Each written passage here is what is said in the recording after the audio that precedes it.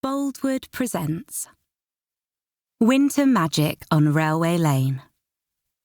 Written by Alison Sherlock and read by Holly Hales. The moral right of the author has been asserted.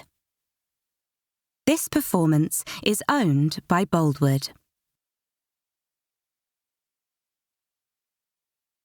Chapter 1. Libby Jacobs had always declared that the best part of being a flight attendant was the freedom and adventure that travelling the world brought her. The worst part was the occasional rude passenger. But at least those passengers would never be rude to her ever again, because she had just completed her last ever flight for the airline. Libby angrily slammed the car into fourth gear as she headed out of Aldwych town and onto the narrow country lane towards her home village of Cranfield. In the inky darkness, before the dawn of an October morning, she could barely see any distance ahead, despite the car headlamps being on. Being in the middle of the English countryside, there were no street lamps along the country lanes.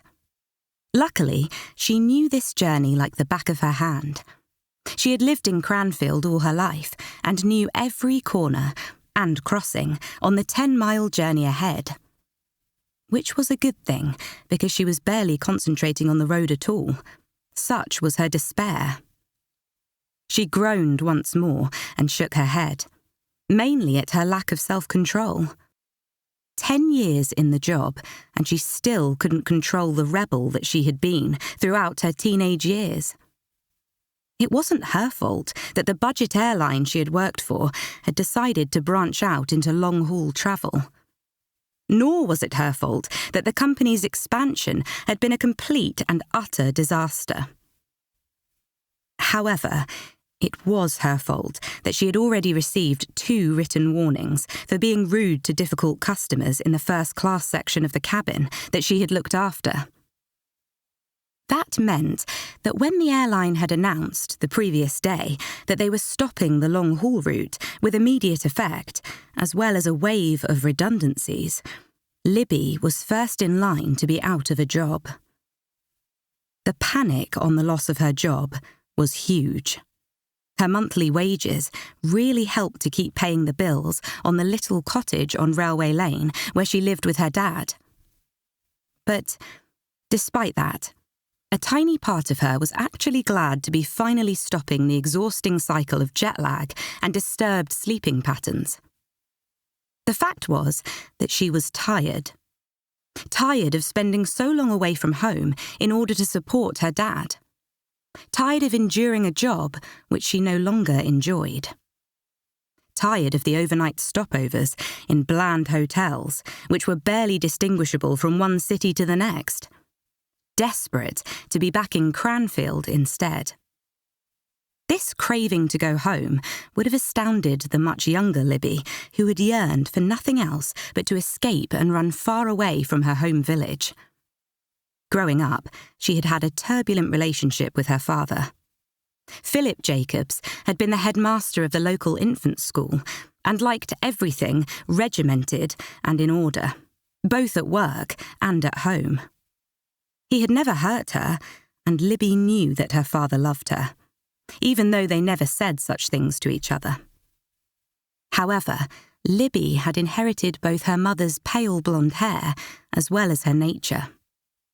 Her mother had been a free spirit, who couldn't stay within the constraints of normal limits either, and drifted from job to job without a care in the world, preferring to be at home in the kitchen or the garden. Love had seemingly overcome her parents' different approaches to life. Her mother was the peacemaker, always soothing over yet another argument when Libby had been late home after playing too long in the fields, or had ignored her father's request to tidy her messy bedroom. To escape what felt like his constant disapproval, Libby had rebelled against him every step of the way. Despite being bright, she had never taken her studies seriously and had often not turned up at all to most classes. To her father's obvious disappointment, she had left school with hardly any qualifications And no ambition either, except to flee her stifling home life.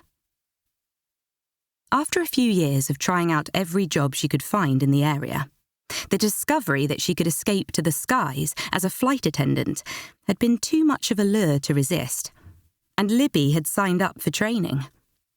Of course, the reality was there wasn't an awful lot of glamour to being a flight attendant.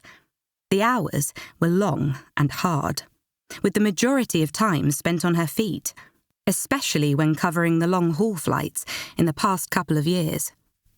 She had been paid to go to some of the most amazing destinations in the world. But it wasn't a holiday. Most of the time, she would arrive at the hotel, booked for the flight crew, go to sleep, and then head back on the next flight in the morning. It was a hard job, and she had grown weary of it as the years had passed. Now, in her early 30s, the despondency felt even worse. She glanced at herself briefly in the mirror. Despite the darkness inside the car, she could still make out her blue eyes, lined with mascara, and her makeup, immaculate, even many hours after she had applied it. Her long, pale blonde hair was scraped back into a perfect bun. Libby Jacobs, she silently told herself. You're a long way from being a rebel now. But some things had survived from her turbulent childhood, and acting on impulse was one of them. Her quick temper and sarcastic nature had ensured that she had just completed her very last flight, and with 2 written warnings, any other airline was unlikely to take her on either. Libby sighed heavily as she turned a sharp corner down the dark country lane. She had felt so differently about the job at first. She had attended the interview with the airline, and it had gone so well that she could still feel the broad smile on her face as she had driven home that day 10 years ago. She would finally have enough money to move out of home for good. She would be free of her father's disappointed looks. She couldn't wait. But it had swiftly turned into a bittersweet day after being offered her dream job. Her mother had been unwell for a couple of years, and the test results her parents had received that day had been the worst news possible. Her mother's health had quickly deteriorated, and she had passed away only a couple of months later. Libby and her dad had struggled on through their grief, trying to come to terms with the massive loss in their lives. Any arguments had been swiftly replaced with a stunned silence whenever Libby was home from her flight attendant training course. They had managed to get through the funeral, to say their last goodbyes, and Libby began to tentatively plan to pick up the pieces of her life and move out a short while later, when she began to fly around the world with her new job. However, the terrible series of events seemed set to continue when her father had a massive stroke one morning, soon after the funeral. Whilst Philip had thankfully survived, the stroke had taken its toll on his physical and mental well-being.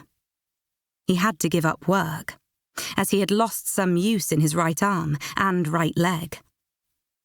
Heartbroken from both the loss of his beloved wife and the abrupt halt from his life of teaching, he spiralled into a deep depression. He effectively shut down to the outside world, rarely leaving the house. He became a self-imposed prisoner of his own home, cutting himself off from their friends and neighbours. A decade had passed, and nothing had changed for the better for Philip. Apart from his daily walk to pick up the newspaper, it was a world mostly devoid of human contact too, apart from his daughter and church on a Sunday morning. She had gently encouraged him to try to find new hobbies outside of the house, to no avail. Libby had always blamed herself for her father's stroke. It was all her fault, of course. If only she had behaved better growing up and not put so much stress and strain on him. If only she had taken better care of him, as she had promised her mum during those last wretched weeks. Now he was trapped inside his own insular world, and Libby was trapped there as well. As the main breadwinner for the household, there was no way she could have left him. She had briefly contemplated giving up her new job to look after her dad, but the money had been too good an opportunity to pass up.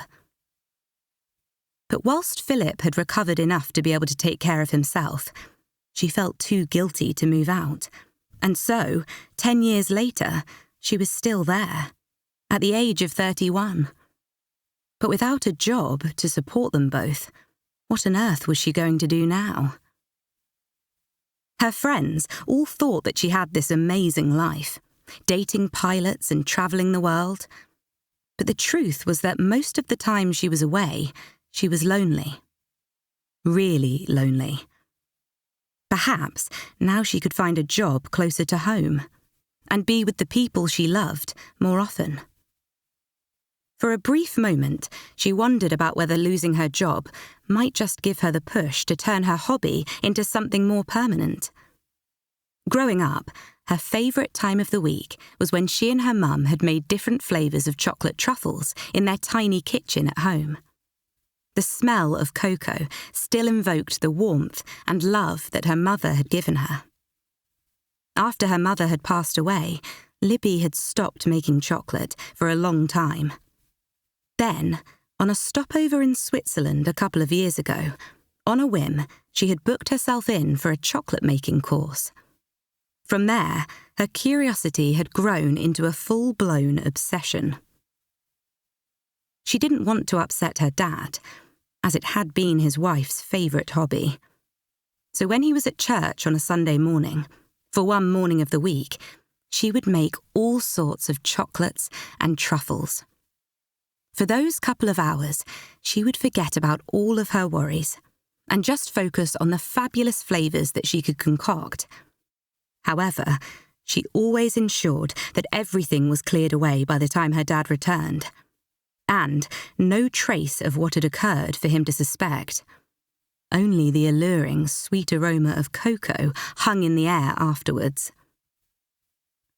Eventually, she had been brave enough to show her friends what she had been making, and, after much positive feedback, Libby had even sold quite a few boxes of her handmade truffles from a small stand in Platform 1, the coffee shop in the village owned by her friends Ryan and Katie. But Libby had a dream, and that was to make chocolate from bean to bar, so that she could control every step of the process and ensure it tasted just right. On a flight to Venezuela, she had taken time to source a local cocoa bean farmer. She had even bought a small bag of cocoa beans and had taken the time to roast the beans herself when she had got home. It had been such a success that she had ordered a couple of larger bags for future use.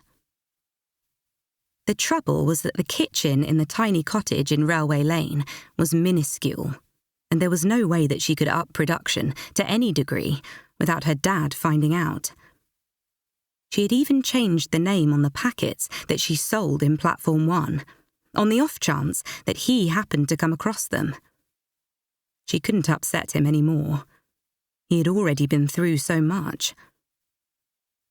But despite the secrecy, chocolate brought her joy. It felt as if it was the only thing that she did solely for her own pleasure. The only selfish thing she could call her own, when nothing else made her feel whole. Not even the endless stream of first dates she went on each month. As if on cue, her phone lit up in the darkness. She could just read the beginning of a flirty message from one of the pilots she had met on her outbound journey. She would press delete as soon as she parked up the car, having already spotted his wedding ring whilst they had been chatting. She rolled her eyes in the darkness. Men. She had dated many, but none had compared to Ethan Connolly. Upon thinking of him, as usual, she was instantly irritated at her lack of self-control. Surely she should be over him by now. She had grown up with Ethan and his elder brother, Ryan, who both lived at Cranfield station with their family. But she had always been closest to Ethan, who had become her best friend throughout their childhood. Together, they had rebelled, bunking off school when they should have been studying, or messing about in the classroom whenever they did decide to attend. But as her teenage years had progressed, Libby had become aware of something else. Something more from him. When Ethan had asked her to the prom, she had thought all of her secret dreams were about to come true. But Ethan had been a completely different person that night. Cold and uncaring towards her. She had totally misread the situation and had quickly realised that he didn't care for her at all. So the evening had ended in disaster, with Libby not speaking to him. Then, her mother had grown ill, and Libby didn't have the time or energy to question what had gone wrong in their friendship. So, they had slowly drifted apart, when she had never needed Ethan more. She remembered him giving her a hug at her mother's funeral. But after that, he had left Cranfield to work abroad, rarely coming home to visit his family. Whenever she did bump into him, eager to protect her still vulnerable heart, she treated him with cool indifference and sarcasm. And apart from one catastrophic lapse in judgment a couple of years later, they still barely conversed with each other. Libby shook her head. She couldn't think about Ethan now. She had to concentrate on working out how she was going to pay the bills when her redundancy money ran out. Annoyed at herself for giving in to the old familiar feelings he always seemed to invoke in her, she put her foot down and the Mini Cooper quickly accelerated. However, she took the next corner too fast and almost ended up in the ditch at the side of the road. With the squeal of tyres, she slammed on the brakes and took a deep breath to steady herself. As she sat there, a gust of wind blew some nearby fallen leaves across her windscreen. Autumn had arrived, and the air was noticeably cooler. With a shiver, she put the car into first gear and then drove more slowly as she neared Cranfield. Once more, she wondered how on earth she was going to tell her dad that she had lost her job. What was she going to say? How could she allay his fears and worries about money when her own were already almost overwhelming? As she passed the sign for Cranfield, she saw that the tiny hamlet was still in darkness. But on the far horizon, beyond the green rolling hills, the first glimmer of daylight was beginning to appear as dawn began to break. All the houses were in darkness, except one, she realised, slowly drawing the car to a halt. The old infants' school, long since closed, sat at the very end of Railway Lane, where she lived in one of the cottages with her dad. When her father had lost his job, the school had been shut down, and the children moved to a bigger school in the next village. The schoolhouse had remained empty for the past decade, until it had been bought and renovated a couple of years ago. Even then, it had stayed empty. But as Libby looked through her windscreen once more, she knew that she wasn't mistaken. There was most definitely a light on inside. It looked like a torch flickering around, its beam showing through the glass window panes. Suddenly, all her frustrations boiled over. The school, so beloved to her dad, was precious, with its memories of happier times long since gone, when life was simple and complete, before the pressures of growing up had come upon her. How dare someone decide to break in? No doubt to steal whatever was left inside. Ever impetuous, Libby grabbed the first thing she could think of from her carry-on bag as a weapon. A square marble pastry board she had bought from a cook shop in Washington, D.C. on her stopover the day before. Although she had been intending to use it to practice tempering chocolate, it was certainly nice and heavy, she thought, weighing it in her hands. And then, carrying the marble board and still in a fury, she got out of the car and raced up the short path to the front door of the schoolhouse. Noticing it was ajar, she stepped into the entrance hall, fumbling for a light switch. But before she could adjust to the darkness, she found herself blinded by a light shining straight into her face. Libby reacted instinctively, lifting her arm up high and bringing down the marble board onto the intruder's head with as much force and pent-up anger as she could muster. In the darkness, she felt the person slump to the floor and heard him swear. Then she heard a familiar voice drawl. "Always a pleasure to see you, Libby." The torch on the man's mobile suddenly lit up his face, and Libby found that she was staring into the eyes of Ethan Connolly. Chapter 2.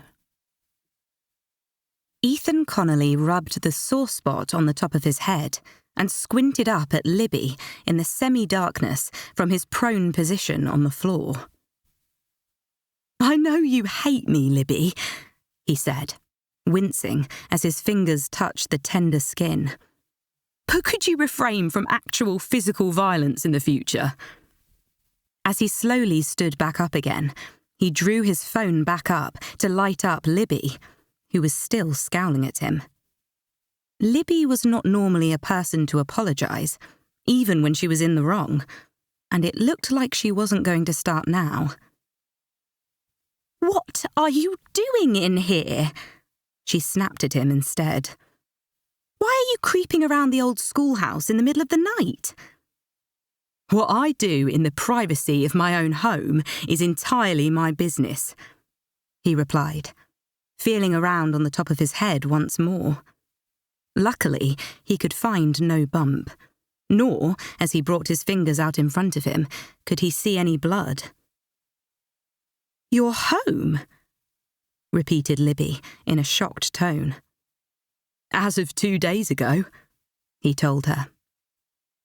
To be fair, he was almost as surprised as Libby at the thought of him buying a property in sleepy Cranfield.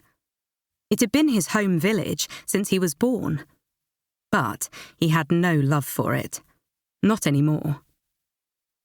However, the apartment above the station where he had grown up was now a love nest for his older brother Ryan and his girlfriend Katie. Ethan loved them both, but 3 was most definitely a crowd.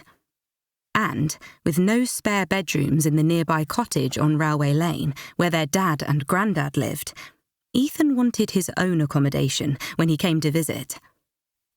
Over the summer, he had found out that the old school was up for sale after the previous owner had run out of money for the renovations, and so Ethan had proceeded with the purchase.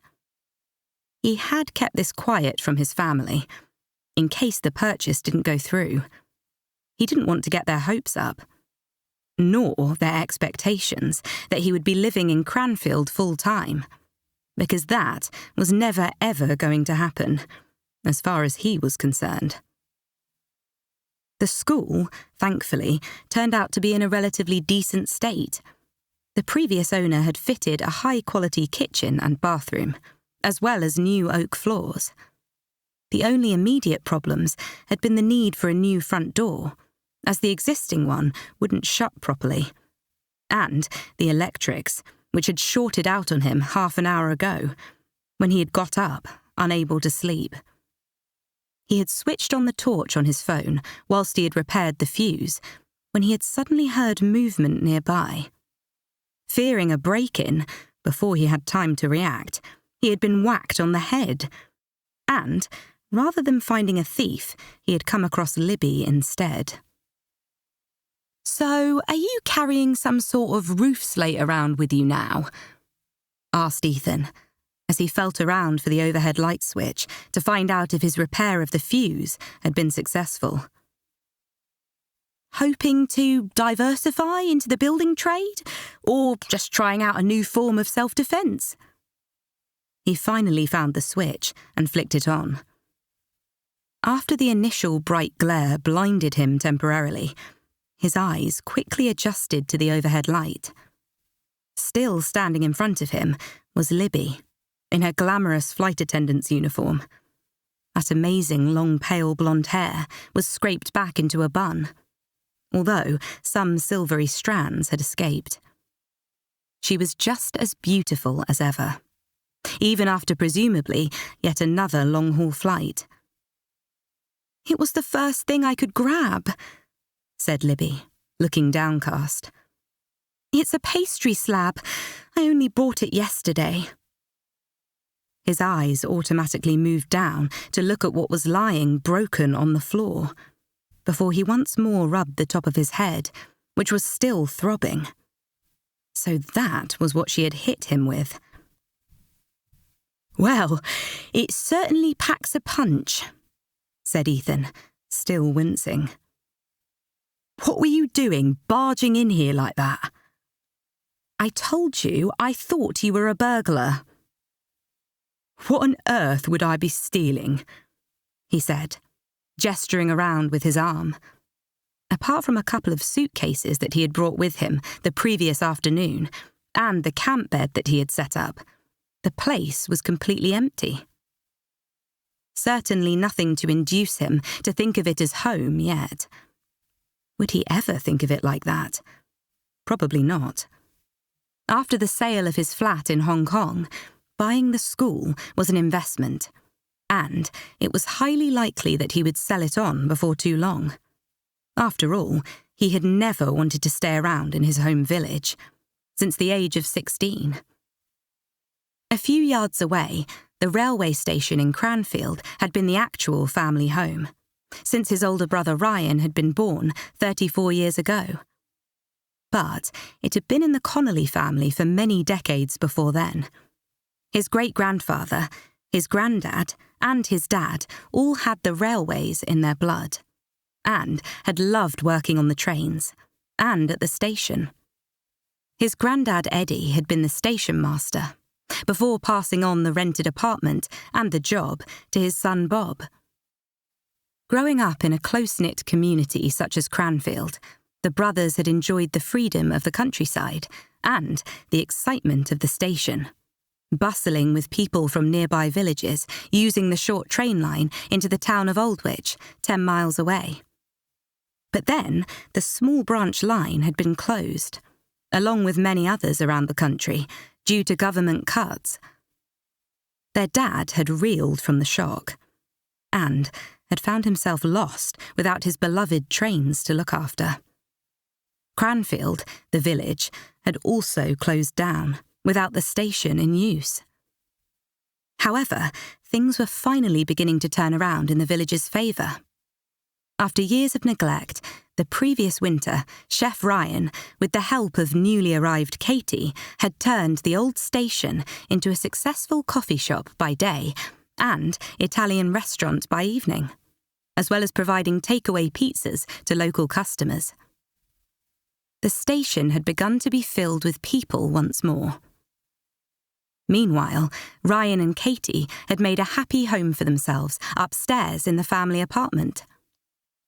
The brothers were only 3 years apart, and yet worlds apart in their attitudes towards pretty much everything.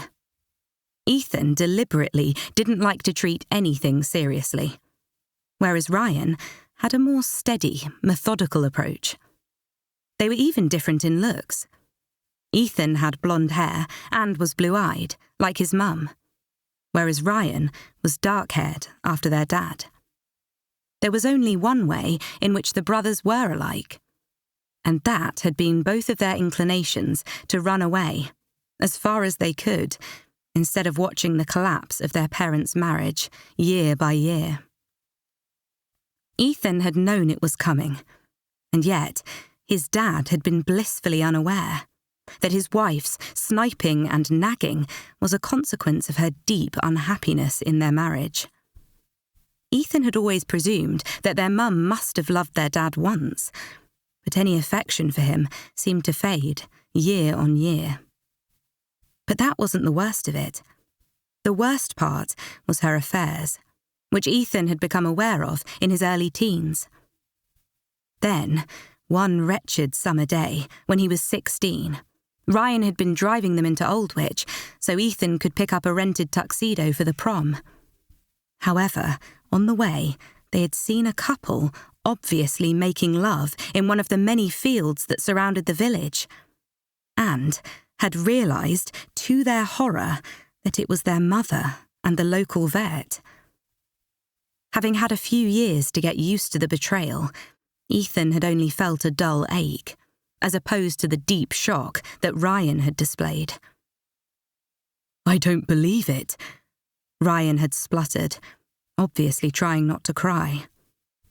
"I knew she was unhappy, but this, what do we do?" "We don't do anything," Ethan had told him after taking a deep breath. "She always leaves them and goes back to him. So, what does it matter?" Ryan had looked heartbroken as he realised the truth, that their mother had had many affairs, and Ethan had known all about it. Ethan had immediately blamed himself for revealing the full truth to his brother, and causing him yet more pain. So, they had reluctantly agreed not to tell their dad about the real state of his marriage. He was a gentle, kind soul who adored his wife, never seeming to mind her endless criticisms about his love of the railway, or even how he dressed and acted. But the brothers had been badly affected by what they had seen. Until then, their childhood had been a happy one. But that had crashed to an abrupt halt on that day, and they had both had to grow up fast. Unable to view the sham of a marriage, Ryan had graduated from catering college and swiftly left home. Younger by 3 years, Ethan had kept out of the house as often as he could, until he too had his electrical qualifications and could leave Cranfield to pursue his own career. They both still had to return home for birthdays and holidays, though. Ethan in particular found Christmas an especially miserable time, inwardly horrified at the fake festive atmosphere. He had often used his work as an excuse, and sometimes didn't come home for a whole year at a time. Thankfully, his work as a lighting specialist kept him busy. He helped project manage all the technical lighting required for large-scale events, such as concerts and theatre productions. In addition, sometimes his work led him to commercial projects as well, such as shopping malls and even airports. Whenever he had any spare time, he would fill his diary with as many dates as he could manage, not wanting to spend any time alone. He always warned any woman that he had no intention of any relationship becoming serious. His mother's view on that had hit him deep. "Don't fall in love," she often told him. "It'll bring you no joy." So, Ethan had kept all women at arm's length, and avoided coming back to Cranfield as much as he could, until his parents' marriage had finally completely broken down a year ago when their mum had walked out on their dad, to start a new life in Spain with her most recent lover. Ethan wasn't entirely sure that she was happy with her decision, but he was glad for his father's sake that his broken heart had slowly mended, and that he was happy at last. Their newly single dad, Bob, had moved in with their grandfather, Eddie, and was now living in one of the small cottages on Railway Lane, only a short distance from the station. The first few months of being single had been tricky for Bob, but his love of trains had helped him through the tougher times.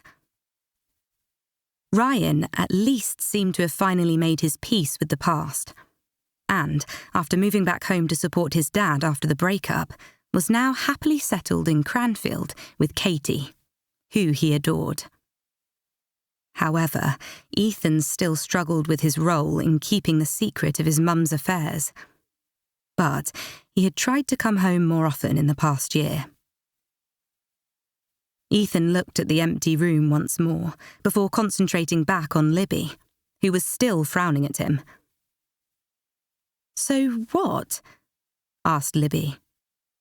"You're living here now?" "Don't worry, Libs," he replied with a grin. "I'll make sure I irritate you at every opportunity." "No change there, then?" she replied, with a roll of her eyes. "Well, now that I've ensured that the local crime rate is kept down, I'll get out of here. Some of us have actually been working all night." She abruptly spun on her heels and marched over to the front door, which she had left wide open when she had rushed inside a few minutes earlier. She totally ignored Ethan as he followed her, before leaning on the doorframe to watch her drive the short distance down Railway Lane to park up in front of her cottage.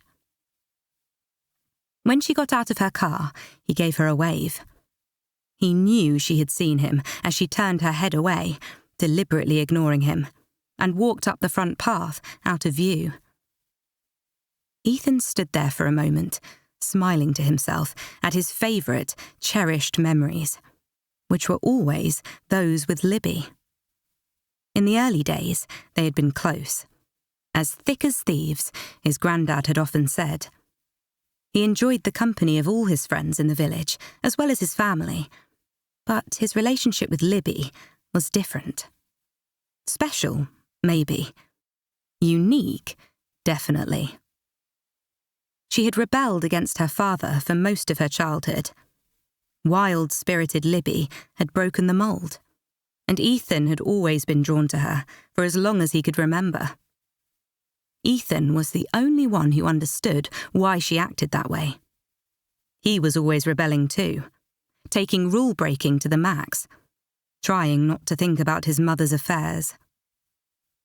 Once they had reached 16, he had invited Libby to go to the prom with him. He had been hoping that it would be a day to turn their friendship into something more, to finally stop joking around and tell her how he really felt. How she was his first love. Perhaps even his forever one, too. But that was before he and Ryan had spotted their mother in the field on the day of the prom. When the truth of their parents' marriage had come crashing down on his elder brother, and Ethan could no longer protect him from the truth. They were both feeling heartbroken, and nothing could cheer Ethan up, not even taking Libby to the prom.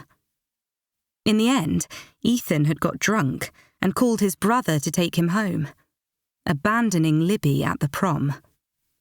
She had been angry with him, and rightfully so, but he couldn't tell her the truth.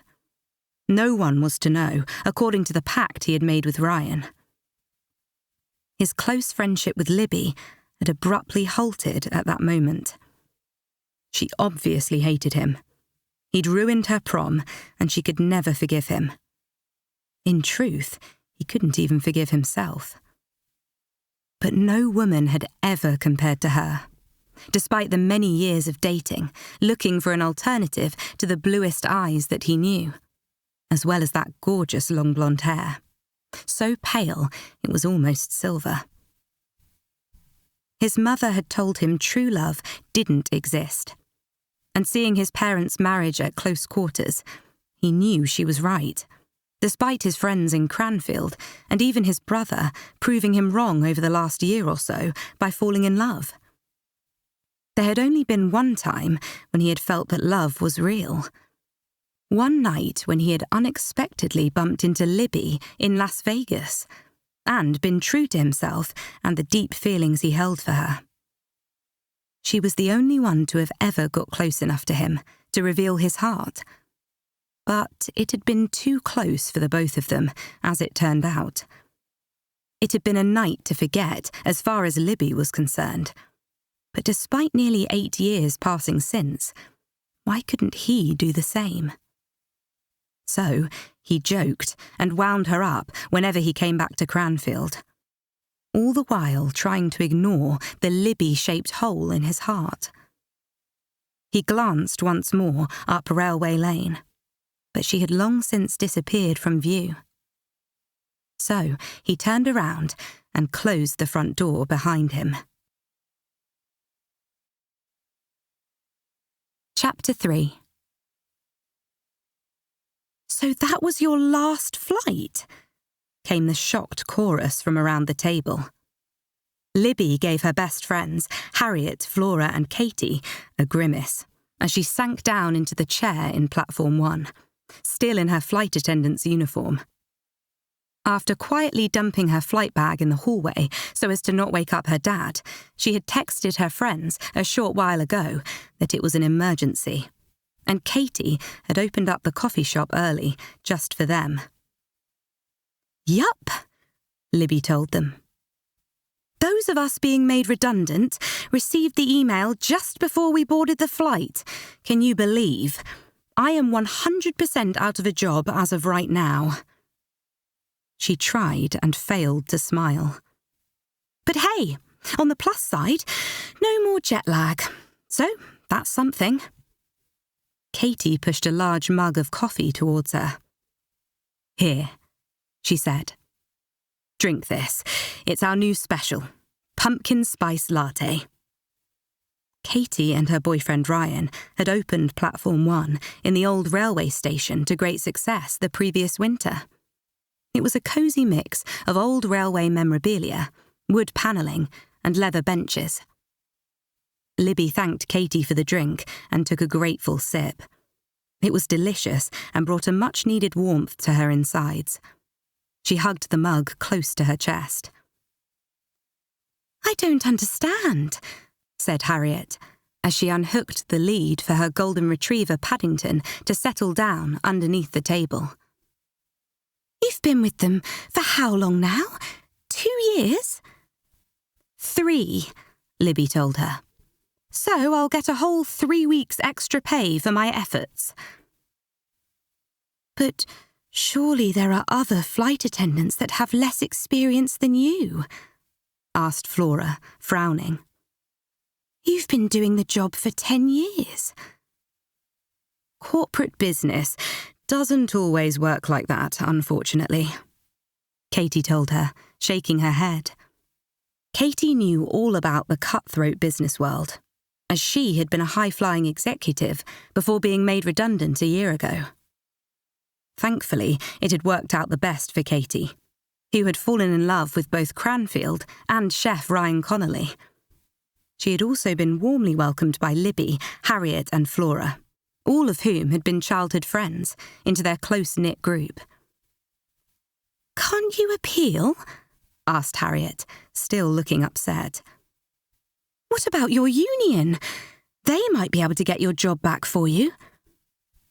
Libby looked at soft-hearted Harriet with a suppressed smile. She had known Harriet since they had been children, and she had never changed her positive outlook of everyone and everything. She was the complete opposite of cynical Libby, even down to the long red hair that swung wild and free around Harriet's pretty face. "I don't think it's going to happen," Libby told her. "I've got those 2 written warnings, haven't I? Apparently I've got a reputation for being a little difficult, according to my ex-work colleagues." Her 3 best friends all exchanged a knowing look.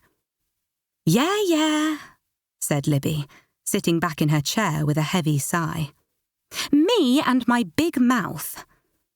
She gave a jump as she felt something under the table before she realised that Paddington had placed his head on her lap and was staring up at her with sorrowful, dark eyes. She smiled at him and ruffled his fur.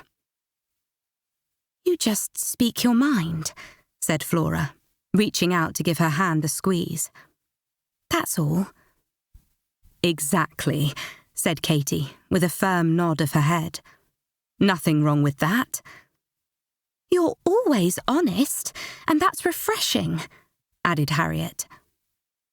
"Refreshing isn't going to pay the bills in the future," said Libby, grateful for their support, nevertheless. She had her redundancy money, and then that would be it. What on earth was she going to do now? "We'd offer you a job here," said Katy, looking around the coffee shop. "But it's a little slower now that the summer rush has gone." "Unfortunately, Nico and I spent yesterday packing up the tents for winter," added Flora, who ran a glamping site from Strawberry Hill Farm with her Italian boyfriend. "Now that the site's closed until next Easter, we've got the renovations to get sorted." She shot Libby a grin. "Unless you've got any secret plumbing skills that you haven't told us about." Ever practical and steady, Flora had surprised everyone the previous summer by changing the farm, which had been close to bankruptcy, into a glamping site to huge success. Equally surprising was when Flora had fallen in love with Nico, a glamorous ex-playboy. But Nico had turned out to have a heart of gold, and so had been readily welcomed inside their circle of friends. "Well, the lavender spa is still busy," said Harriet, before biting her lip. "But with the fields now closed for winter, Joe's just doing a lot of online stuff instead, so he's able to help me out more." Harriet had inherited the lavender fields on the opposite side of the railway track, which had been open to the public for 2 successful summers in a row, alongside her fiancé Joe. She had also turned the small post room at the far end of the station into a successful spa, using her talent as a beauty therapist to work wonders with the lavender products. "It's fine," said Libby quickly. "I never meant for you to all offer me a job.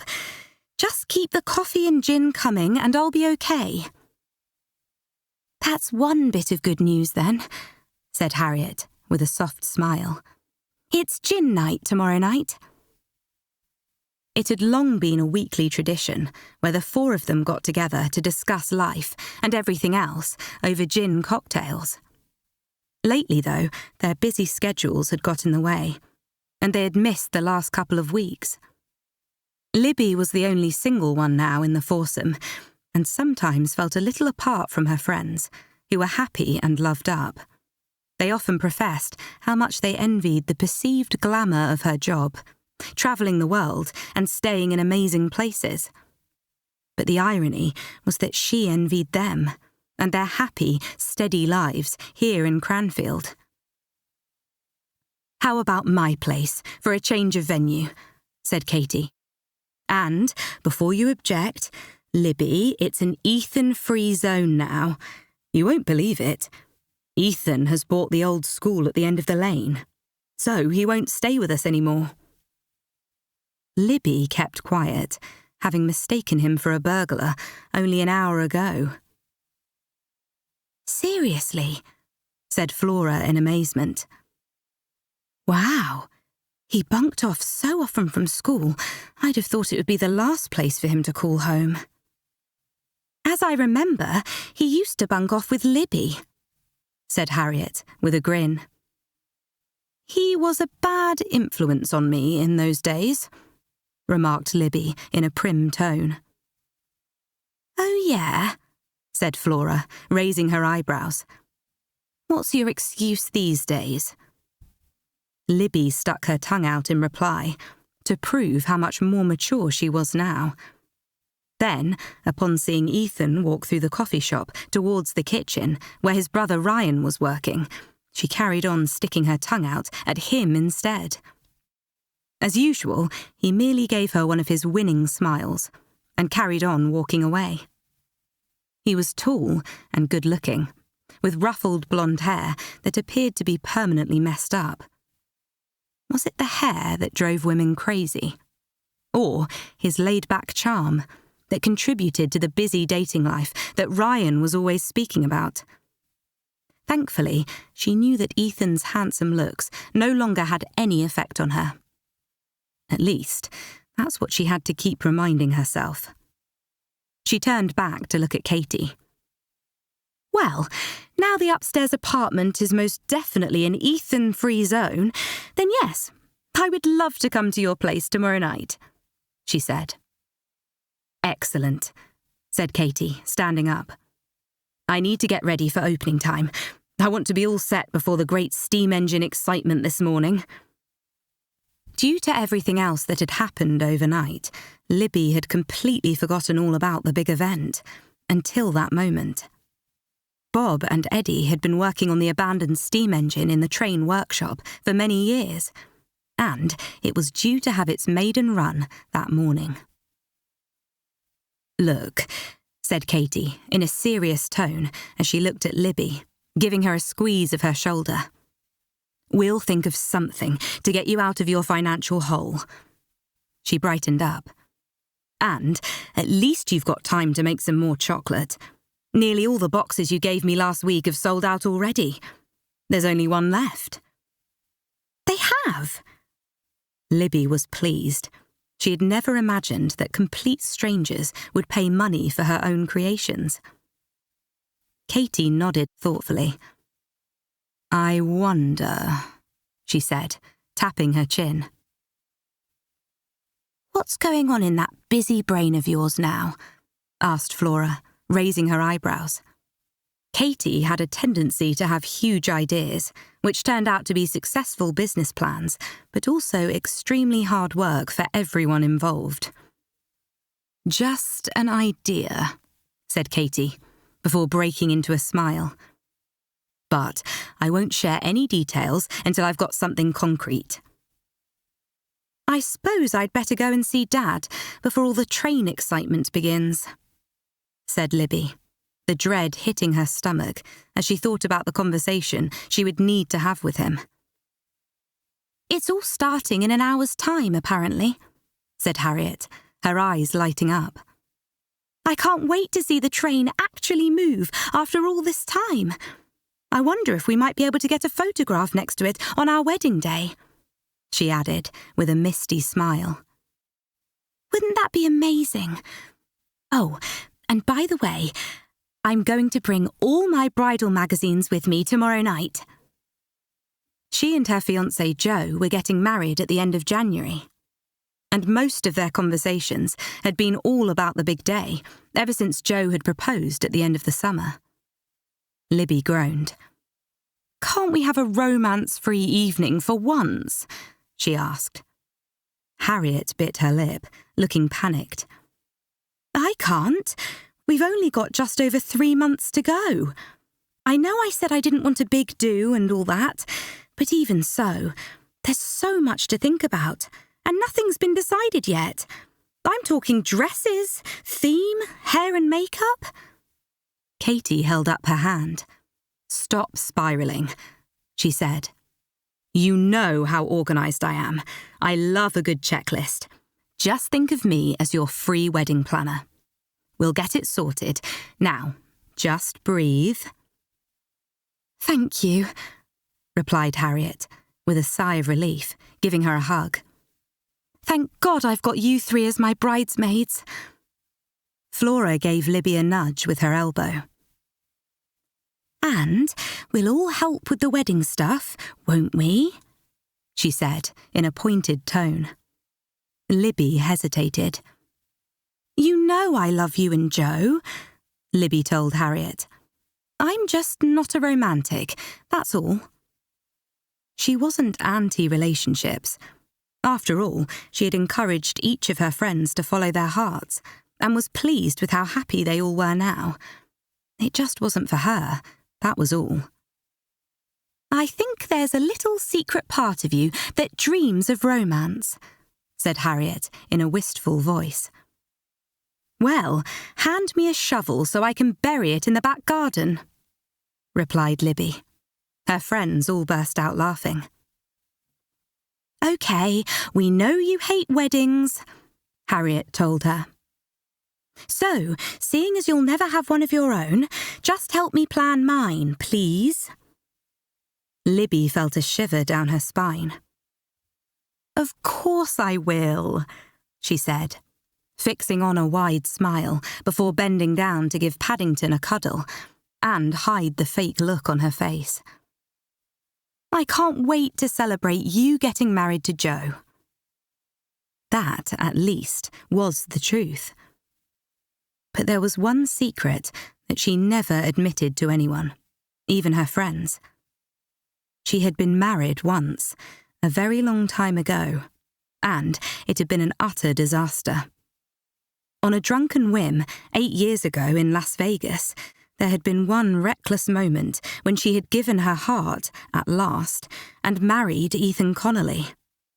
But she had woken up supremely embarrassed, and had left before Ethan woke up.